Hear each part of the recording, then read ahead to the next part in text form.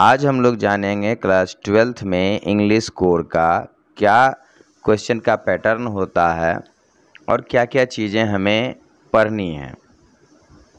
चलिए, सबसे पहले तो जो टोटल एग्ज़ाम होगा वो 80 मार्क्स का होगा और 20 मार्क्स इंटरनल असेसमेंट के आपको उसमें दिए जाएंगे। दैट मीन्स 100 फुल मार्क्स हुआ, लेकिन उसमें 80 का ही क्वेश्चन पेपर आएगा और उस 80 में आपको कौन कौन से क्वेश्चंस को सॉल्व करना है यह समझना है पहले।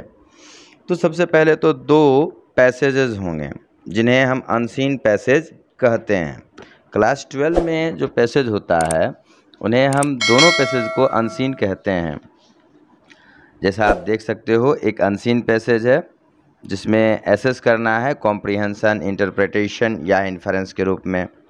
वोकेबलरी और इन्फरेंस जो है मीनिंग का, वो भी एसेस करना रहता है। तो पैसेज फैक्चुअल हो सकता है, या फैक्चुअल का मतलब होता है फैक्ट बेस, फैक्ट जो कि हम नकार नहीं सकते हैं। जो फैक्ट है वो तो फैक्ट है, तो फैक्चुअल बेस्ड पैसेज रहेंगे। डिस्क्रिप्टिव बेस्ड भी रह सकता है, दैट मीन्स डिस्क्रिप्शन वाला भी रह सकता है, डिस्क्राइब किया हुआ। और लिटरेरी भी रह सकता है, यानी कि कोई भी स्टोरी भी उठा करके दे सकता है पैसेज में।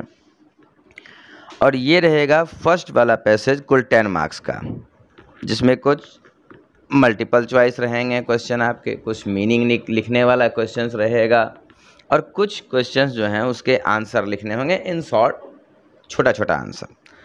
और सेकंड पैसेज जो है वह भी अनसीन पैसेज ही होगा, वह केस बेस्ड पैसेज होगा। केस बेस्ड का मतलब ये हुआ कि कोई फिगर दे देगा, कोई ग्राफ दे देगा, उस ग्राफ को पढ़ करके, समझ करके और उसके लिखे हुए पैसेज को देख करके हमें क्वेश्चन आंसर जो उसमें पूछेगा वह करना होगा, वह भी 10 मार्क्स का होगा। तो दैट मीन्स 20 मार्क्स के हो गए पैसेज। ठीक, अब सेक्शन बी जो है, सेक्शन बी में राइटिंग स्किल है, क्योंकि ग्रामर जो है वो क्लास 12 में सीबीएसई में नहीं पूछा जाता है। क्लास 12 में कोई ग्रामर नहीं, सिर्फ राइटिंग स्किल पर बहुत ज़्यादा जोर देता है। तो इसमें शॉर्ट और लॉन्ग दो टाइप के राइटिंग स्किल्स होते हैं। पहला नोटिस, जो कि 50 वर्ड्स में लिखना होता है और ये कुल 5 मार्क्स का पूछा जाता है, जिसमें फॉर्मेट के लिए 1 मार्क्स आता है और जो आइडियाज़ आप लिखे हैं, ऑर्गेनाइजेशन ऑफ आइडियाज़ के लिए 1 मार्क्स। जो क्वेश्चन पूछ रहा है उसमें जो कंटेंट रहना चाहिए क्वेश्चन के अकॉर्डिंग, उसके लिए 2 मार्क्स और एक्यूरेसी ऑफ स्पेलिंग और ग्रामर के लिए 1 मार्क्स दिया जाता है। दैट मीन्स 5 मार्क्स को इस तरह से डिवाइड किया जाता है। तो हमें उसी के अकॉर्डिंग अपना प्रिपरेशन करना है। दूसरा है फॉर्मल या इनफॉर्मल इन्विटेशन या रिप्लाई, यानी कि आप किसी को इनवाइट कर रहे हो या आपको किसी ने इनवाइट किया तो आप उसको रिप्लाई कार्ड दे रहे हो, ये भी 50 वर्ड्स में लिखना होता है। ठीक, और इसमें भी फॉर्मेट पर 1 मार्क्स मिलता है, आइडियाज़ पे 1 मार्क्स मिलता है, कंटेंट और एक्यूरेसी के लिए 2 मार्क्स, एक्यूरेसी ऑफ स्पेलिंग के लिए 1 मार्क्स मिलता है। थर्ड है लेटर बेस्ड, यानी कि लेटर लिखना है वर्बल या विजुअल इनपुट के लिए। ये 120 से 150 वर्ड्स में लिखना होता है। इसमें होता क्या है कि जैसे कहीं आपको जॉब करना है तो उसके लिए एप्लीकेशन लिखना है, जिसमें आपको बायोडाटा, रेज्यूम भी देना है, या लेटर टू द एडिटर होता है जिसमें एडिटर को कुछ सजेशन देना होता है पब्लिक इंटरेस्ट के इशू पे।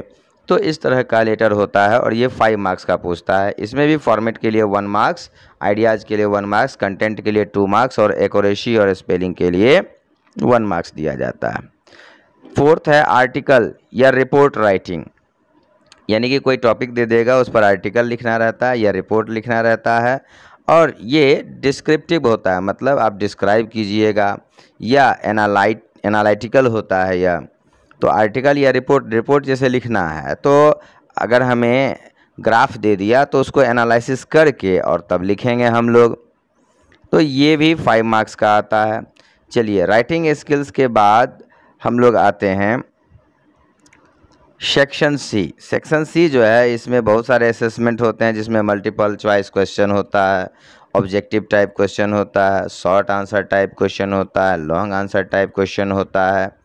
तो सबसे पहले देखेंगे ये क्वेश्चन आएगा कहाँ कहाँ से।